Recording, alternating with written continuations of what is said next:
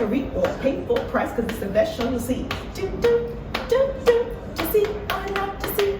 Well, thank you for that accompaniment. Hey, that was wonderful. Yes, I'm Emily. Good to see y'all after so long. Penny Maria is on sabbatical, but I am joined by a very, very special guest and a very dear friend to me, Jason Bernard, who is an extraordinary artist and also a lover of all things arts and culture and theater. Jason, welcome. Thank you so much. Thank you for having me on here. I'm so honored. This is a long time coming. I'm glad that you're here. Yes. We see so many shows together and now we can talk about them. Yes. We are coming to you from the Public Theater. We just saw Colored Water, but that's not what we're talking to you about today. We're going to be talking about Thoughts of a Colored Man. As the sun rises on a single day in the pulsing heart of Brooklyn, 7 black men are about to discover the extraordinary together by Keenan Scott II, one of today's boldest new voices.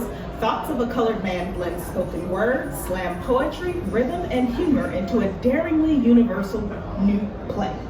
Welcome to the vibrant inner life of being black, proud, and thriving in the 21st century. Jason, what did you think? I actually saw the very first preview of the show. A lot of electric energy in the audience. And overall, I love the play. I thought it beautifully showed the rainbow of black men and how we all have different paths, but we all come together and we hope and pray that we can all make it through to see another day. It was really touching and I really connected to it. I liked the play as well.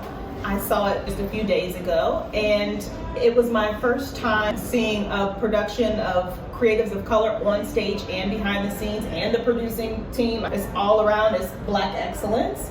And so for that reason alone, I enjoyed it. I felt like it was a treasure, something that was very special to be experienced. Hey, it's post-pandemic. I'm back in the theater seat, and I really want to be moved in a way that feels like I'm walking away from the theater with a new understanding about the human experience, about specific sectors of folks in life. Like, my expectations are even higher before the pandemic, Yes, right? yes. Like, time is precious. So I didn't walk away feeling like it was deep enough for me. I felt like I'd seen the characters before. I know some of those people, and that's not to diminish it by any means, but it's just to say, oh darn, I wish they went deeper. I wish I got a new layer of understanding about folks that are different from me. But again, I'm walking that life as a black person every day. I'm not a black man, but I uniquely understand some of the things that they're going through because that's what I've known all my life. Yeah, I think you say something really important. In storytelling, I feel sometimes we have to go back to the beginning, the basics, so that we can inform a new audience that may not be familiar with the journey. Reading a book to a child, you know how the book is going to end, right? But you read it and you find kind of your own rhythm of how you tell that story. I love the simplicity of it. I love that it was vignettes of, stories, and they kind of all came together really flawlessly. Interesting that you say you like the simplicity of it. For the most part, I want to see, I'm coming to Broadway, I want a full set. Yeah. Where are the costume changes? I want stuff flying in this way and not that way. It wasn't that, so don't go in there expecting that.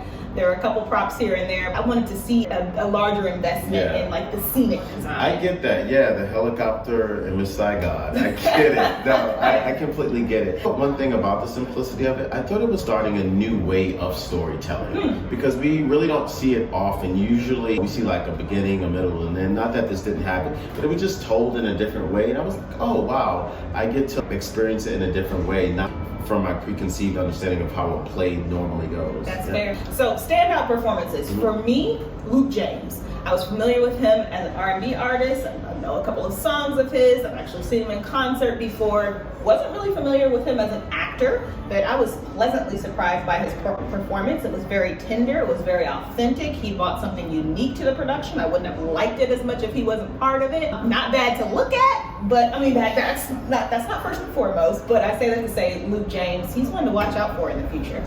Yeah, he sure did bring something to the production. That audience was going wild every time he came out. But I really enjoyed him. There's some singing he does, and it's a cappella. I always love a cappella singing because it's the most pure and honest. It's just your voice and the audience. And for me, standout performance was Forrest McClendon. I thought his performance was so touching, and you'll see, it's so beautiful. Definitely a Tony nomination for him, and even a win. Oh my, so, okay. Mark my words, yeah. We'll see.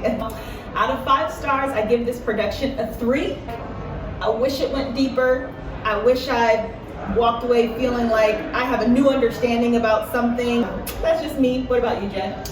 Give it a 5. 5 out of 5? Yes, 5 out of 5. Oh, wow. Yeah, I thought it was really beautiful. I love the time length of it too. Okay, yeah. I love the stories it told. We love a 90 minutes with no intermission. Love a 90 minute. It will help enlighten people about the journey of us men and people of color in this world. And I thought it was told very well. Well, thank you, Jay. Thank you so much. Thank you for having being me. special guest today. Thank you. And you guys look out for the next episode of To See or Not to See. Do, do, do, do. Hey. To see or not to see. Hey, hey. Do, do, do, do. To see or not to see. Bye, bye.